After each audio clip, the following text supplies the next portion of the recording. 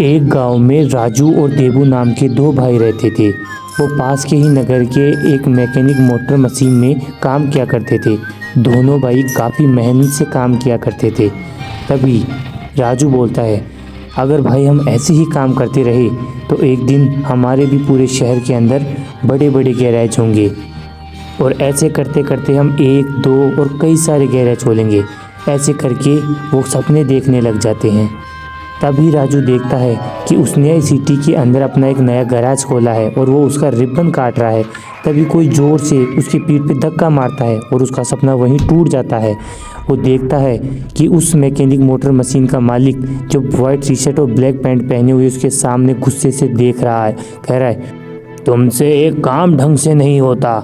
कल ही कस्टमर का फ़ोन आया है। वो कह रहा था कि कल तुमने जो मेरे को गाड़ी ठीक करके दी थी वो धुआं देने लग गई। एक काम ठीक से नहीं होता तुमसे। मालिक, ऐसे भी तो हो सकता है कि उस गाड़ी में ही कमी हो। हमारा काम ही होता है कि गाड़ियों को ठीक करके देना। तुमसे एक काम अच्छे से नहीं होता है। आज ये महीने में तुम्हारी तीसरी शिकायत है। बाहर निकल जाओ मेरे गैराज से। ऐसा सोचते हुए राजू और देबू अपने कमरे में बैठे हुए वासुदेव कृष्ण की फ़ोटो देख रहे थे। तभी राजू कहता है, भाई हम काफ़ी मन लगाकर काम करते हैं, फिर भी हमारा काम किसी को पसंद नहीं आता। हाँ भाई, बात तो तुम सही कह रहे हो। किसी भी इंसान को हमारा काम पसंद नहीं आता है। किसी को हमारी परवाह नहीं है।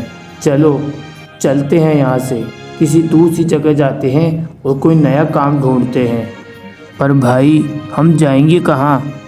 छोटू, माँ का कहा हुआ याद है ना? माँ ने कहा है, जिसका कोई नहीं होता उसका भगवान होता है। चल अब सामान पैक कर और चलते हैं किसी दूसरी जगह पैसे कमाने। हम भगवान का नाम का उपयोग करके ही खूब पैसे कमाएंगे। चलते हैं अब। पर भाई हम लोगों को ज्ञान क्या देंगे? अरे तो उस चीज़ की परवाह मत कर, वही ज्ञान देंगे जो हमारी माँ हमको बचपन में सिखाती थी। अब चल मेरे साथ। राजू और देबू चंपक नगर के अंदर एक साधु का वेश धारण करके, लंबे बाल, गले में रुद्राक्ष की माला, पैर में खड़ाऊ, हाथों में कमंडल और गेरुए रंग की धोती पहन के खड़े हो गए। तभी राजू कहता है, ये चंपक नगर राम का राज्य है। हम यहीं पे लोगों से भगवान के उपदेश देके खूब सारे पैसे कमाएंगे। तभी देबू कहता है, भैया पर हम लोगों को कहेंगे क्या? अरे बस आसान है, कुछ नहीं, जाके लोगों को इतना सा कहना है कि कोई संत मुनि आदमी तुम्हारे गांव के अंदर आया है जो लोगों की इच्छा पूरी करता है। ऐसा कह के देबू पास के ही गांव में एक मिठाई वाले के पास जाके कहता है, अरे सुनते हो क्या? हमारे जो महान मुनि साधु संत हैं उनके लिए कुछ दान में दे दो।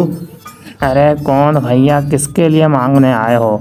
अरे वही महान मुनि श्री रामानंद जी, जिनकी मांगने से कोई भी इच्छा पूरी हो जाती है। तुम मानोगे नहीं, उन्होंने बहुत सारे लोगों की मदद की है और उनकी जो भी इच्छा लोगों ने मांगी है वो पूरी की है। अब तुम सवाल मत करो, जल्दी से बाबा के लिए कुछ दान दे दो। जी महाराज जी, ज़रूर, आपके लिए तो हम हमेशा कुर्बान रहेंगे। हाथ जोड़ के विनती है कि मुझे उस बाबा के पास ले जाइए। तभी देबू अपने भाई के पास आता है और उसको कहता है कि मैंने पूरे साम्राज्य में ये बात फैला दी है कि कोई संत मुनि जो लोगों की इच्छाएं पूर्ति करता है वो आ रहा है।